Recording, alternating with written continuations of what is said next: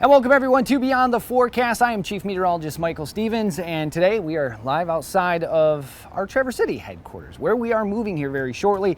So with it being so warm, so sunny, so nice, I figured let's get out here in front of the building and shoot the beginning and end of the show for you. So as we've been showing you yesterday, we are kind of throwing it back to some of our very few first episodes.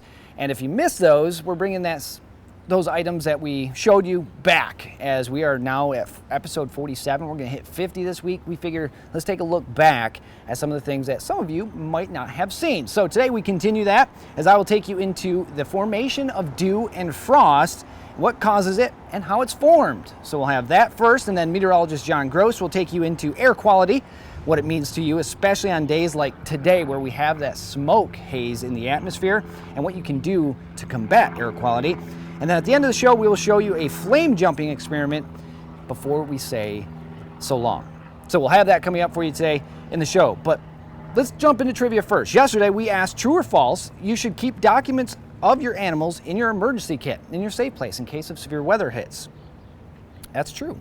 Because if something does happen, you want to have those records of your four-legged friends in case they get lost or in case you need them. They won't be destroyed in the case of severe weather. Now today we want to know, true or false, if your shadow is shorter than you, then the UV index is low. I've actually never heard this one, but is it true or false, if your shadow is shorter than you, then the UV index is low? QR code, hit that, and it will take you to the answer. Put in your answer, and we'll give you the answer to this question tomorrow, right here on Beyond the Forecast. All right, viewer photo of the day brought to you by Great Rooms as always. Today's awesome photo comes to us from Bruce Anderson from Frankfort. Look at this beautiful shot of Lake Michigan and the break wall there in Frankfort. Absolutely beautiful photo, Bruce. Thank you so much for sending that in. And as always, thank you to Great Rooms for sponsoring viewer photo of the day. All right, let's jump into our show. I'm going to take you into the formation of dew and frost, how it's formed and what causes it. And also, a little thing that you might hear us talk about, radiational cooling. We'll have all that coming up after the break.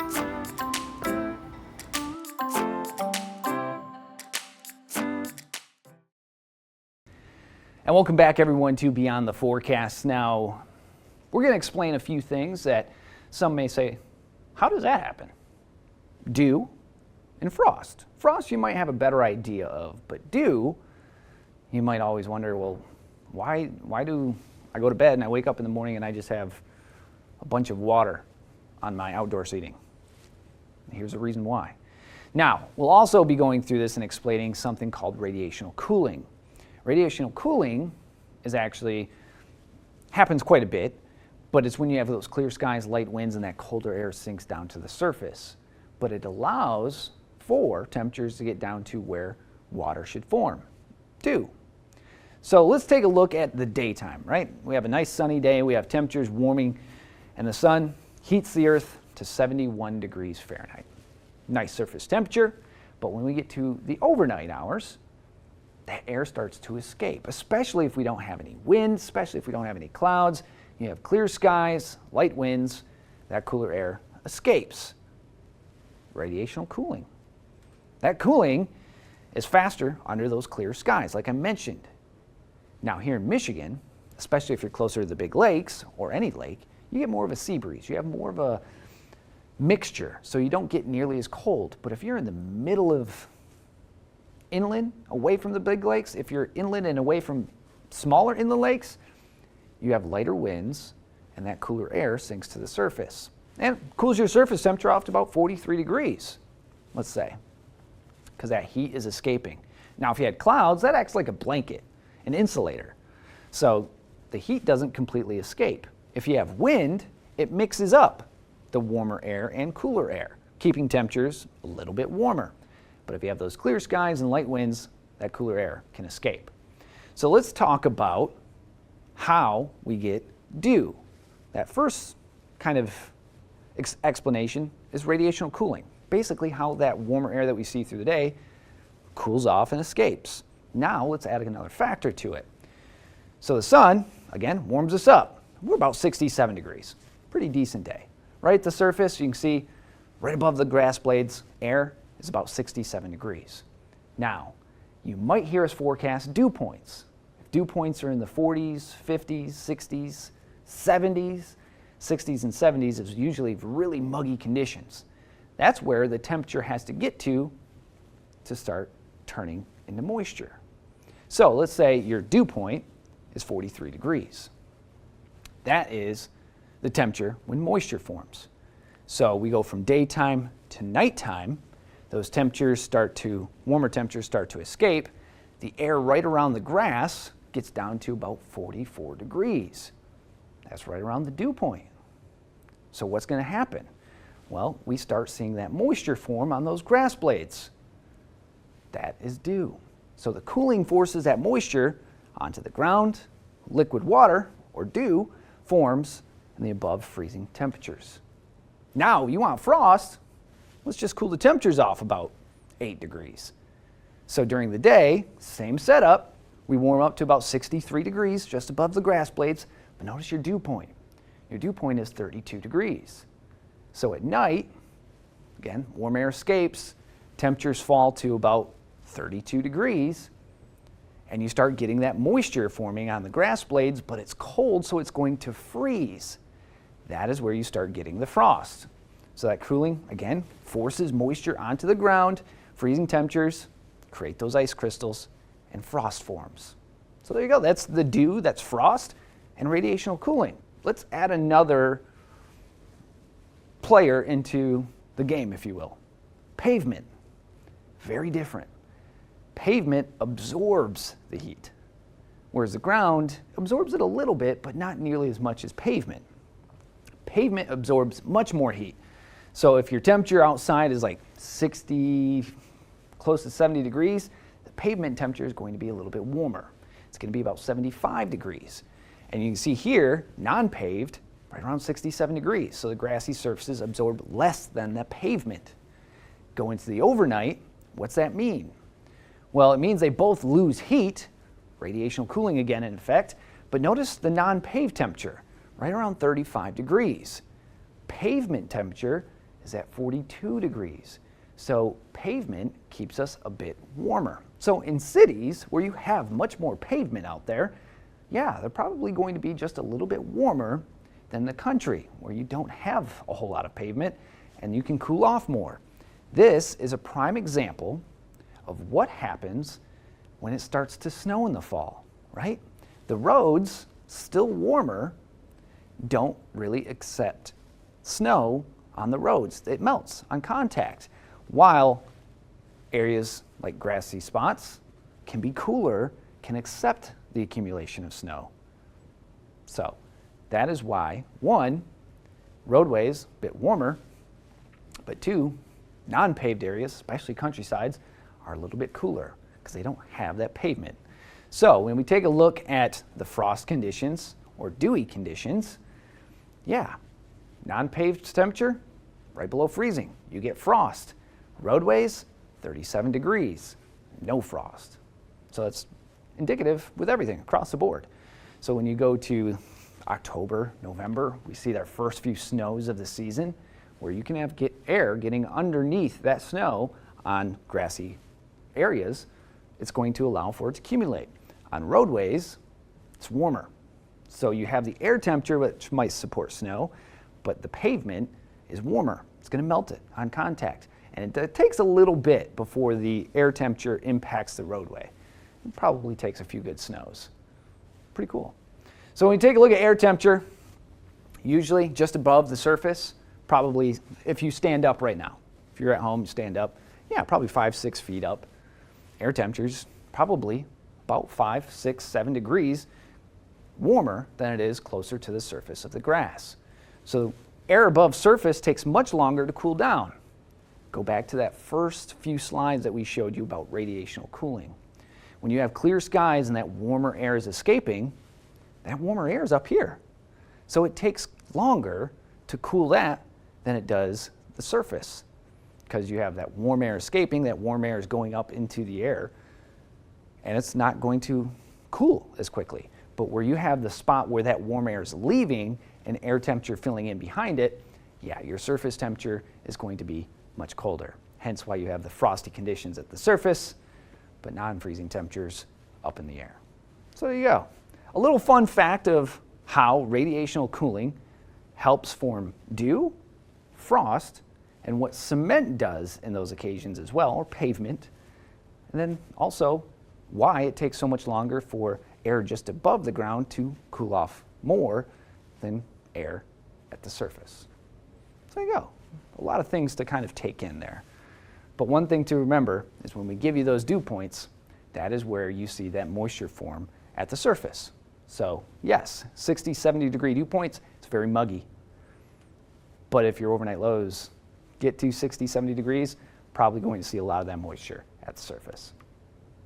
I'm Chief Meteorologist Michael Stevens for Beyond the Forecast. Now, coming up next, we are going to send it over to meteorologist John Gross, who's going to tell us about air quality and what you need to know about days like today. We'll have that coming up right after the break.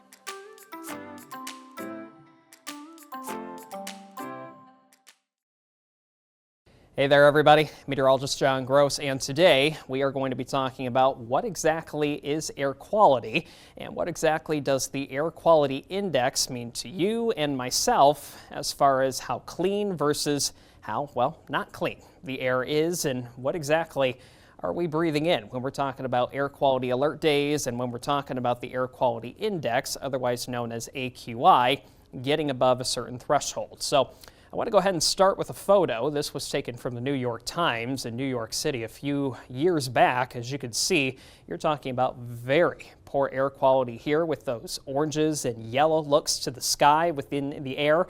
This was a day in New York City when you were talking about the air quality index over 500. Now, to put that in perspective, we'll go over exactly what those numbers mean in just a sec, but as you're talking about the air quality index, when you start to get those numbers above 100, that's when it starts to become unhealthy pretty much for anybody who has a respiratory system, otherwise known as lungs, helping you breathe in air to pretty much keep yourself alive. So not good news when you're talking about the air quality looking scenes like this. So again, AQI, that is the short algorithm for what we're talking about and what we mean by air quality index. So that is the indicator of air pollutants and the health effects that come along with when you're talking about poor air quality. So here's the charts, and here's a look at those numbers. Remember, we were talking about over 500 in that photo we showed you into New York City. When you start to get those numbers above 300, that's at the highest category you can get, pretty much just meaning you're talking about very hazardous conditions. Now, when you have the numbers anywhere from 100 or less, that's what we call acceptable, and usually within a normal day, you're talking about those numbers anywhere from 50 to near 100. But once you start to get the numbers above 100, that's when it starts to become unhealthy, especially right there, 100, 150, even towards 200. That's when we have to start talking about sensitive groups, pretty much meaning if you have asthma, if you have respiratory issues, or at least pre-existing respiratory issues, not a good idea to be venturing outside or just taking a walk or a run. It's a better idea to make sure you're protecting yourself and staying indoors where you can control how the air is being circulated within wherever you might be living. Now, here's a look at the 5 main pollutants that we do talk about when the air quality can become very, very bad, depending on where exactly you're located. And those 5 include ground level ozone. You're also talking about particulate pollution that can just come from any car. You're also talking about carbon monoxide, sulfur dioxide, and nitrogen dioxide. Again, those are the 5 main pollutants that we look at, or at least environmentalists look at, to determine how clean the air actually is. So things that can happen when you're talking about air quality not looking the best, otherwise known as an air quality alert day. We can talk about air quality alerts being issued even by the National Weather Service. So here's a look at some of the side effects that you probably can obtain or at least suffer from if you are experiencing a poor air quality day and you happen to be outside for a longer period of time. You can even talk about headaches. You can talk about irritated eyes, sinus congestion. You can also talk about fatigue, difficulty breathing, just a lot of those particulates in the atmosphere. You also could talk about chest pains, asthma attacks, especially if you have pre-existing asthma or respiratory issues, irritations within your throat, or even increased coughing.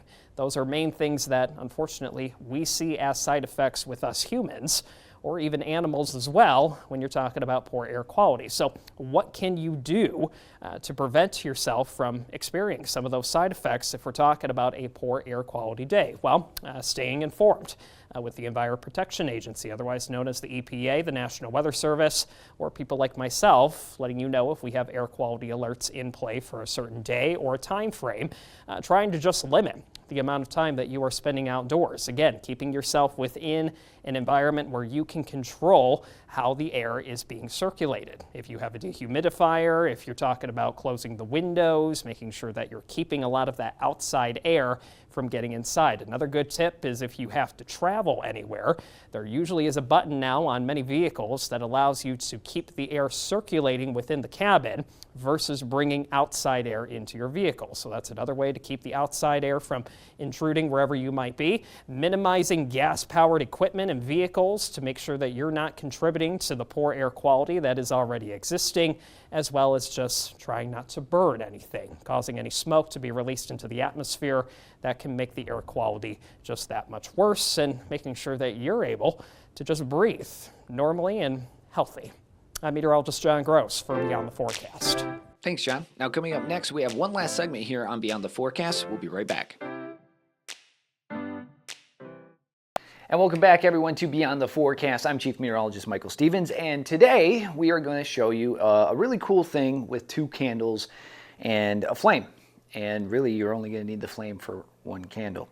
So what you're going to need is 2 candles, and put 1 candle somewhere that it will remain upright. I don't have a cake, but I have some bread here, and just have it like that. And then when you're ready, light that candle, blow it out, and you'll see that, yeah, you extinguish the flame. You take away the oxygen, you take away its way of burning.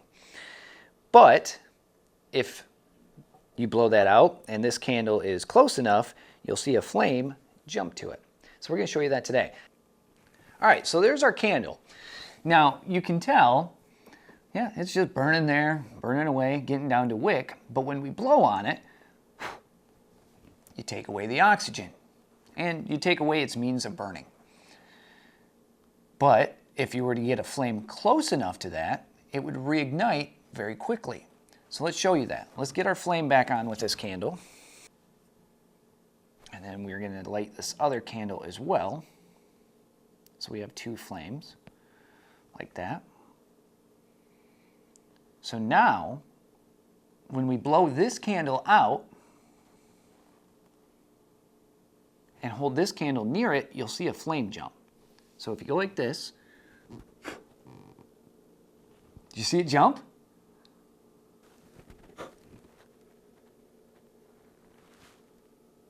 You see it? So the reason this is happening is because of the vapors.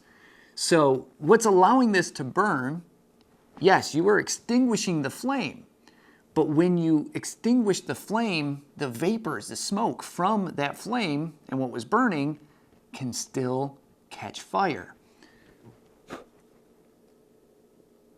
So you're hitting those vapors and the flame is jumping to that and going to the thing that will burn. So yeah, there you go. It's a pretty cool little experiment. So what's happening is when you blow out the candle, you can see the smoke. So that smoke has vapors in it, and that has particles of what was helping it burn on the candle. So when you get a flame close enough to that smoke, it grabs the vapors, igniting it, working its way back down to the actual fuel itself or the source, which will help the flame burn. And that is the jumping flame trick. It's not magic, it's just science. So there you go. A little fun trick that you can do. Now remember, if you want to do it, make sure your parents are involved. You don't want to create any issues or start a fire. Fire is very dangerous. So if you can do a trick like this to show how dangerous fire can be, this one's better to do than, say, an extinguisher in much bigger area and flammable things. So there you go. The jumping flame candle trick. Try it out. There you go, a little fun experiment that you can do with the kiddos at home. And kids, remember, have your parents involved. Anything with flames, you need your parents. For meteorologist John Gross, meteorologist Haley Fischetti, I'm Chief Meteorologist Michael Stevens. Thank you for joining us for Beyond the Forecast today. We'll be right back here tomorrow, 4:30 in the afternoon. Be good, stay safe, take care. We'll see you tomorrow, everybody.